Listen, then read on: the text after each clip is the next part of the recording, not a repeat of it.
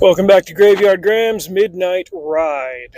Have you ever seen those I Survived books at the bookstore or at the library? There's a series of them. There's probably a dozen or more. I don't know. My sons are into them, but I haven't read any of them all the way through. I think it's interesting that there's a range on them. One of the books is about surviving Pompeii in the BC years. Another one is as recent as, I don't know, 2011. I think they did one from 2018 based on the California fires.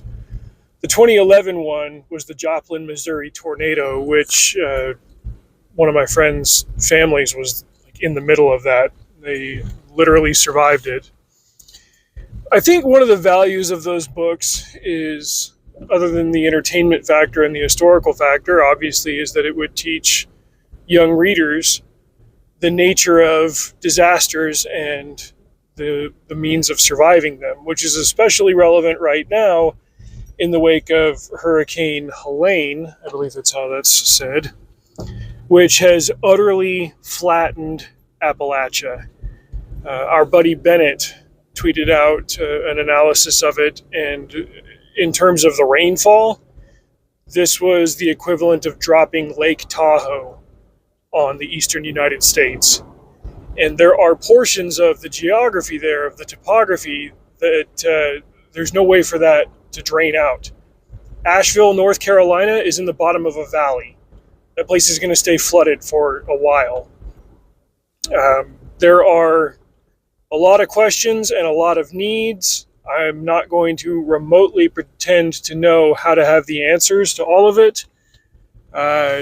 You get to a point when you hear about stuff like this happening to people far away that literally there are only two things you can do. It's the thoughts and prayers on the one hand, and try to find a reputable entity to donate to on the other. It is a sad indictment of human nature that there is still a percentage of the population that will try to do scams off of this. So if you're going to donate to any kind of organization that is claiming to send resources or aid to the areas affected, do your homework. I don't know what to say more than that.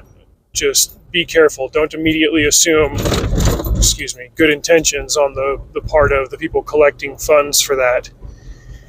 There are a whole ton, there's a whole ton of bad political takes out there. I will not dignify any of them with a response or a signal boost.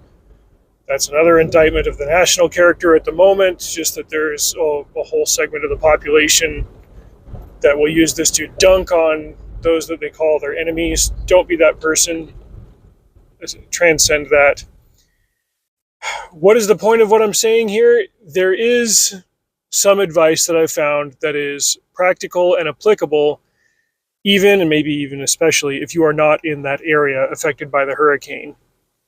I thought about the places where I had lived before and realized that every one of them is susceptible to some form of natural disaster that can hit on a small scale, on a large scale. Really, it only needs to hit on your scale for you to need to be prepared for it. I was born in LA, earthquakes. I was raised in Las Vegas, fewer earthquakes, more heat waves. And when I was a kid, I remember there being stability problems with the power grid. In the summer, you'd have power outages for hours sometimes. Then I lived in Utah for a while. There were problems there with, there was the Magna earthquake in 2020, which did affect my workflow. I literally lost money because of that. But the blizzards, they were getting worse, and they even shut down the roads for a while. And then when the blizzards got bad enough and the snow melt season came, there were floods. There were people filling sandbags and trying to shore off certain roads and stuff. It can get bad. It can happen anywhere. And then, like an absolute genius, I went and bought a house right in the middle of tornado country. But I did ask the agents, like, what's the tornado history in this area? It's like, well, this house has been standing for over 40 years and never been hit. It's like, perfect. I like those odds, especially given the number of big twisters that have come through here since then. But no matter what natural disasters you might be susceptible to, a heat wave, a blizzard, an earthquake, a tornado, hurricane, uh, there are ways to be prepared. There's a tweet that I'm going to screen cap here and put on the screen so you can hit pause. But this guy is seems like he's some kind of, I don't know if expert's the right term, but he's got a grip on the basics of preparedness. And he outlined the things that you would need for a 72-hour kit. Backpack, gloves, change of clothes, batteries, things like that, that are just very, very basic and not overly expensive, and anybody with even a novice skill level would be able to operate and use the goods therein. Naturally, he had a whole bunch of reply guys. Oh, you forgot this. What about that? He's like, I'm trying to keep it minimally costly and to the point where anybody could just pick this stuff up and know what to do with it. We're not talking about overly complicated water purification devices or firearms or anything like that. It's matches, gloves, underwear, lights. Basically that. After he posted that, I thought back to a class that I took in 2007 when I was in community college in Las Vegas. And there was an expository talk that we had to give in the communications class. Like throughout the semester, the teacher wanted us to give 4 different types of speeches to the class. So the expository one is you telling a story and explaining something.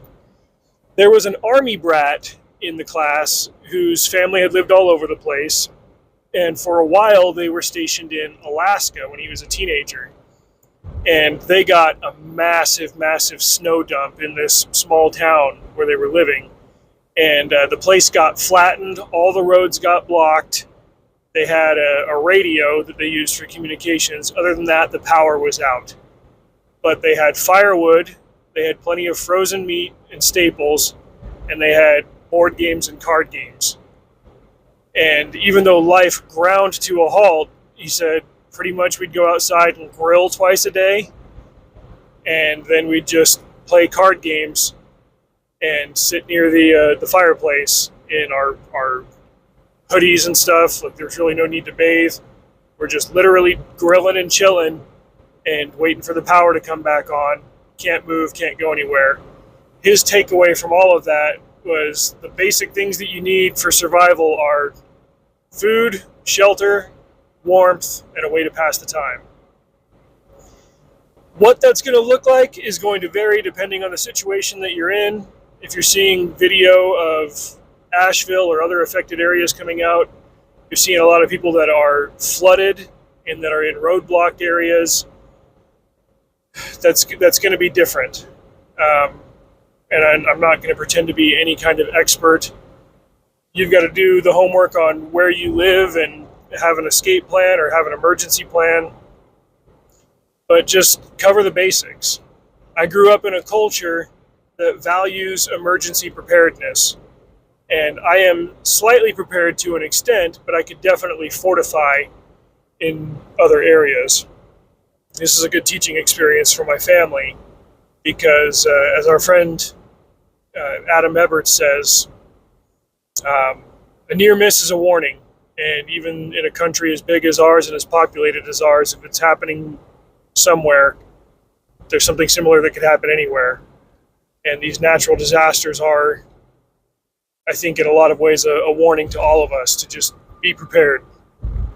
Even though we live in the space age and we're so technologically advanced, nature can reassert itself and knock you back to the Stone Age pretty quickly. You got to have a comfortable middle ground, and that's where your emergency supplies come into play.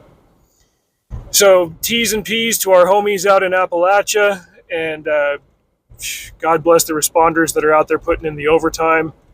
My brother is a firefighter, and he's done FEMA work. I remember there was a hurricane in Georgia several years ago, and even though he's out in the Mountain West, I mean, people come from all over the country to help on these emergency bases and do what they can. And it's an absolute grind. I mean, I've worked overtime before, but it's not like that. So these are the ones that really deserve our gratitude, and they're the ones doing what we can't. So again, just be careful about who you donate to if you choose to go that route. do your homework and make sure that the resources you're parting with are actually getting to the people who need them. That's all I got for tonight. Drive safe, stay safe. See you out there.